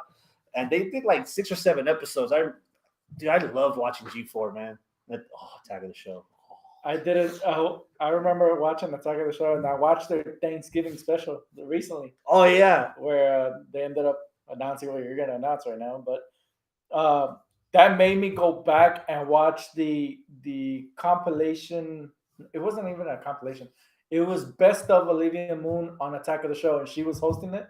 Of all the stuff that she did. Yeah. Where she goes to her co-host, and they put up a skit where she has the freaking hair clippers with a machine, and she goes like that. And he's like, oh shit, you actually cut it. It's like, yeah, well, you might as well just go for it. And he's like, okay. She goes in. The executives of G4 got mad at her, so they returned the punishment. During that time, Olivia Moon was terrified of balloons. So they put her like inside of a box, and just her head, cover her see-through mask with pins, and they had her co-host with balloons just bah, bah. That's dude. Yeah, when it's on YouTube, they put the whole episode on YouTube. Watch it. That shit is hilarious. All of the skits she did, and when she Google YouTube the promo. I think it was on Attack of the Show. Santino was promoting his feud with Jimmy Kimmel. He was calling him Jiminy Kimmel. Hey, Jiminy Kimmel. He cut this promo on Attack of the Show that had everyone laughing. Oh, he called Jiminy Kimmel. He called him "You're death meat." His English was broke, but it was so fucking good. Oh god, I love G4. No, it's coming back. Yes. Cool. And the reason I'm talking about it is because they announced that one of their hosts for their shows, I didn't get that much details on it, Xavier Woods. Yo, boy. AKA Austin Creed. Yeah. That's going to be his whole title. I know, right? Yeah. I don't know what the show that he's hosting is. Do you know? Mm-hmm. No? Have they announced what's coming back? No. Or what they're bringing? They're still up in the air, but I'm thinking. Horse Daniel, do you know? I'm hoping if he's going to host that, I'm hoping there's X-Play for him. Mm-hmm. That would be a great fit for him. You know what I would like? Not to rehash some of the old shows. Well, okay, maybe you can do that. Because, when it was X-Play, Attack of the Show, and Cheaters, or, Cheat. That was it. And that's an hour and a half. And you got 24 hours in the day to fill, right? If you turn on CNN at any time of day, what are they showing? News. You turn on ESPN at any time of the day, what are they showing? Sports. You turn on G4 at any time of the day. You might get video game stuff, you might not. So I think they need to have more programming and something that's very, very easy that is like, that they could do is do what they're already doing on YouTube. Yeah. Where just have Woods or other people like Woods just playing games, like have a show where it's a stream, except not on YouTube. Make sure you like and subscribe and all that shit. And just like, hey, make sure you tune in next week at 3:00. Right? And what if it's up, down, down, but with people outside the company? That's what I was thinking about. It's so up, down, anything like that. Yeah. Allow that. Maybe not, but but you call it something else, but you do the same premise. Again, same premise with different people. It doesn't necessarily have to be Woodsy. Yeah. It could be other folks too. But what I'm saying is what I want for that fucking channel is that for me to turn it on and not see cops. I want to see Ninja Warrior. Even that, Bring like, back Code Monkeys for season 3. I get that you like Ninja Warrior, and I could respect that, but that's not a video game show. That's supposed to be on the video game channel.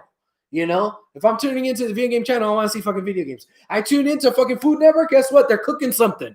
You know, like, You got a point. you know. All right, so that's what I want. If that involves woods, great. I think that's a show. Anything else? Oh no!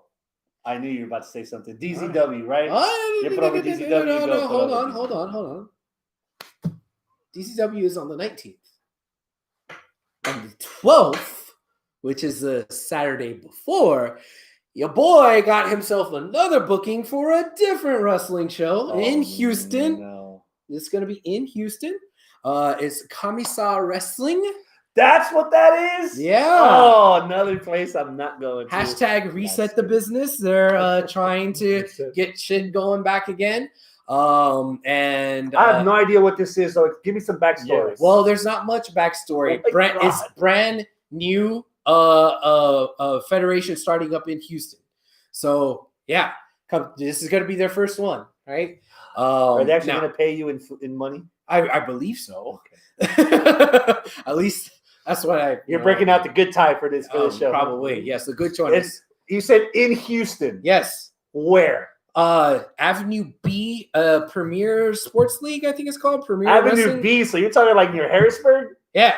Hey, that's pretty close. And Houston. Okay. Mero, Houston. Yeah. So You get agua de melon and takis with your ticket? yeah. I'm sure they'll have a taco truck right down the way. Okay, yeah. But yeah, dude, come check it out. It's gonna be cool. I'm gonna be ring announcing. That's gonna be on the 12th. So that's not this Saturday coming up, but it's gonna be the following Saturday. Then the next Saturday after that will be DZW out in Katy, Texas, right down Little York, West Little York at the Katy Boxing Club. Yeah. No membership required. No membership required. Yeah, all you have to do is pay your ticket. And we will have our new DZW Lightning Division champion, T-Ray, versus the Fireman Luther Black. Finally, after a year's worth of build, they're finally going to get to get after each other. And this title is going to be on the line, which, if you were paying attention to what I was saying last time. Interim, right? Well, no, it was supposed to be for an interim heavyweight championship. But T-Ray has the Lightning Division championship. What? How the fuck did that happen? Well, T-Ray came out and said, I didn't say which title I was going to challenge for. And he came out and cashed in his Tugboat Invitational contract and challenged for the DZW championship after Sebi had a grueling match with Romeo Falcon and cashed it in and stole the belt, while still having in paper, since we advertised it and everything, a heavyweight championship match later that night for what would be supposed to be the interim heavyweight championship. No. Remedy came out, said, I don't want these guys to be interim. Here's the belt. They're going to be the champ. When I come back, I'm going to get my shot. They're not interim. Nice. They're the champ. I'm going to take it back from them when I get back. All right. So RVD. He pulled the RVD on him. the champ. So even though T-Ray got the Lightning Division, he was pulling double duty because he fucking finagled his way into, getting 2 championship matches in one night. Dude. He fell to Nate Slater. So Nate Slater got the DZW Heavyweight Championship. So yeah, there's going to be some fallout from that. We're going to decide what's going to happen, but we are also having the Tugboat Invitational tournament for this year. It took T-Ray damn near a year to cash in his fucking contract. And here it is, December again. So the Tugboat Memorial Tournament is going to be this upcoming show. So the 12th, the 19th, your boy will be ring announcing both of those events. One in Houston, one in Katy. Come out, come see us, wear your mask, stay away from the uglies, and you'll be all right. How about you? Are you going to be ring announcing for ROW's 15th anniversary Christmas Chaos? No. Oh, damn. Are you? Perhaps. No, you're not. Fuck that. You bitch. So tentatively, we will be back on Tuesday, December 29th. We're going to break down Wrestle Kingdom. We're going to give our post-show analysis on TLC. maybe Ring of Honor's Final Battle if anybody stumbles on that. Maybe talking about fucking Impact. Maybe talking about Impact also. And that'll be our last show of the year. And then after that, we come back with our 2020 year in review special. Oh, that's going to be horrible. Ooh, 2020. Title, the shits. Yeah. The shits. Goddamn. All right. So is that a show? That's it, man. All right. Adios, my friends. Keep it classy. Thank you for tuning in. Boom. We got a show. Daniel, Porsche, thank you for chiming in the live chat. Oh, we could ask Daniel and Porsche this since they're so eager to stick around. Be real. Best Christmas movie. Oh, best Christmas Welcome movie. to your Pop Culture Rewind Minute. Gotta make the white man proud. Okay. Your favorite Christmas movie? It would have to be Jingle All the Way for me. Schwarzenegger. Turbo Man. You Turbo Man. Yeah. Are you in the same boat? Home Alone. Oh, thank you. Really? I thought you were gonna give me shit for that. No, I had two. I said in the chat room I had two. Yeah. Home Alone's the first was one of them. Okay, so I stole your thunder. Not all of it. Okay, what's the other one? The best Christmas movie. Die Hard. Okay, I'm gonna shut up. Defend yourself. No, why is Die it's Hard a not. Christmas movie? It's not a Christmas movie, even according to freaking Bruce Willis. They just call it a Christmas movie because the whole thing happens during Christmas.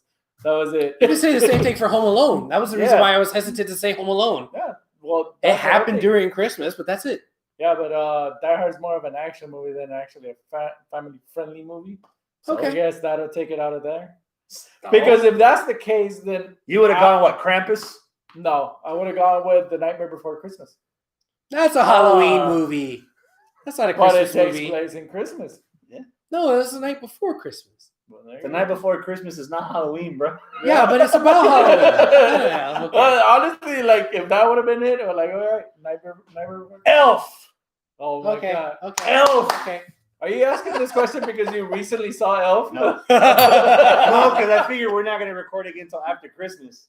I was like, hey, y'all feel like doing a show for TLC? Knowing in the back of my mind, I haven't watched any WWE in weeks. But I was like, there's a gap in the middle, but I'm kind of glad we're not doing it. So I figured I didn't get a chance to ask Honestly, it for then. me with the main roster, I'm like in cruise control. And like whenever I catch something good, it's like, all right, I'll watch it. I can't. Do you want the people from the live chat to chime in on this? Go. All right. So Daniel Price says Christmas Vacation. That's Chevy Chase, National right? Lampoon. Yeah. National Lampoon. Yeah. That's a respectable answer. Randy, my wife. Randy says, and I know that this is her favorite because she wants to watch it every year. A Christmas Story. Yes, that's on my list too because they shoot play your eye it out, all kid. day, every day on TNT. Oh, And then Porsche. Babes in Toyland. is that a porn? No. That sounds like That sounds like something I'd click the channels back and forth to catch the fuzz on. The premiere of Drew Barrymore and Keanu Reeves. This was their first gig, and it is a terrible movie. Look at the camera. Talk to Porsche. It's a terrible Knowing you have to go back movie. home to that. No, I know. It's not. It's so bad. But it also has the dude from Karate Kid, wax on, wax off guy. I've never seen it. Ralph Macchio, No, the actual wax on, wax off guy. Mr. Miyagi. Mr. Miyagi. It has Mr. Miyagi in it too. What's his real name? I don't know. Yeah. But yeah. I just know. And to round out my third pick, Emmett Otter's The Grinch. Jug Band Christmas. What the fuck are you talking about, What? Robert? Robert, welcome. of course, Robert's gonna break out the fucking like. yeah. And you could only catch it at Cactus Music. Emmett Otter's Jug Band Christmas. Oh, fuck. What the fuck is that? Is that Cameron Grimes' debut movie? To the moon. Bad Santa. Oh my I god, okay, Bad okay. Santa, dude. What about the claymation Rudolph? That's like that's like a throwback one for me. Okay. I'm kind of particular to Jim Carrey's Grinch Stole Christmas. That's for me. He steals it, man. Mr. Miyagi's name was Pat Morita, Morita. Morita. Okay. Morita. Pat Morita. The Muppets. Oh, Muppets classic. Okay. Oh, that is the Jug Band Christmas is a Muppets. It's the Muppets Christmas. He said, "Google it, you jabronis." The Iron Sheik right there. Yeah. Jabroni. Hack boo. Oh, Still better. did you check out the pictures of The Rock tweeted out of I'm guessing they're doing a show about his life. The Young Rock. What? Yeah. They're doing a show about his life? Yeah. Okay. Rock, this is your life? Hosted by Mankind. Mick Foley said in that. Yeah, the big book. It's story time with Mick Foley. Yeah. This season, The Rock. Next season, The Rock. The Rock hits puberty. It's season 2. The people's strudel. The Rock learns his role. The Rock shuts his mouth. The Rock shines things up. Yes. His first smell. He turns them sideways. Which one was the one with the land of mystery? Breaks ground on SmackDown Hotel. No. Teenage years. He tastes pie. Oh! No. Or strudel. No. Because hey, we've all been there in our teens. We never get it right the first time. No. So no, it's do. not. He tastes pie. If the chapter starts, he eats cake.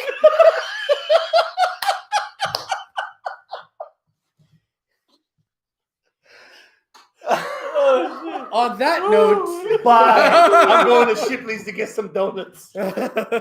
chocolate donuts.